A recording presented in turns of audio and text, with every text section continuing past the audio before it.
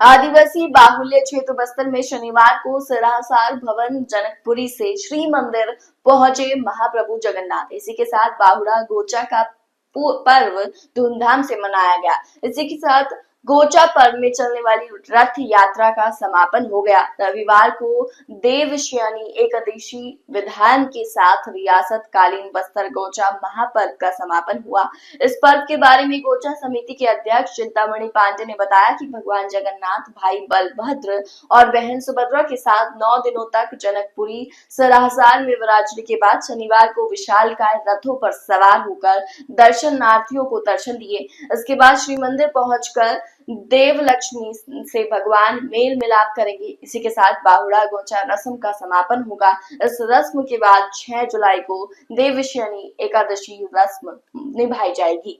देखिए, विश्व प्रसिद्ध जो गोंचा महापर्व है, जिसको 360 अरण्यक ब्राह्मण समाज के द्वारा बस्तर में मनाया जाता है, अपने आप में बहुत अनोखा और बहुत ऐतिहासिक पर्व है। और आज इसका समापन का भी पर्व का दिन था। पूरे क्षेत्र से जनता आई हुई थी। गोंचा, आप जानते हैं कि पूरे देश में गोंचा के नाम से जो तुक्की मारी जाती है, वो बस्तर की खास पहचान है।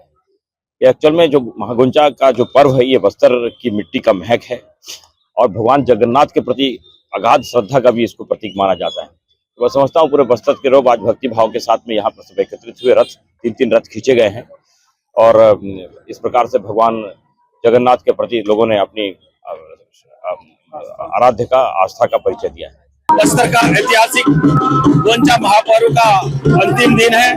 पहाड़ा गोंचा के रूप में मना रहे हैं। जैसे कि भगवान जगन्नाथ जी के आशीर्वाद से बस्तर रियासत के महाराजा को 600 स्तरीय रथाधिपति का उपाधि मिला था।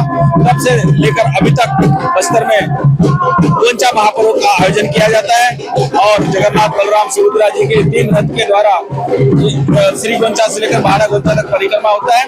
और भगवान जगन्नाथ जी का कृपा सदियों से बस्तर को रहा है और हमारे बस्तर और उड़ीसा का सांस्कृतिक पारंपरिक जो संबंध रहा है। और भगवान जगन्नाथ की कृपा से यहाँ अच्छा बारिश भी होने लगा है और बारिश के कारण यहाँ के किसानों का भी खुशहाली देखने को मिल रहा है।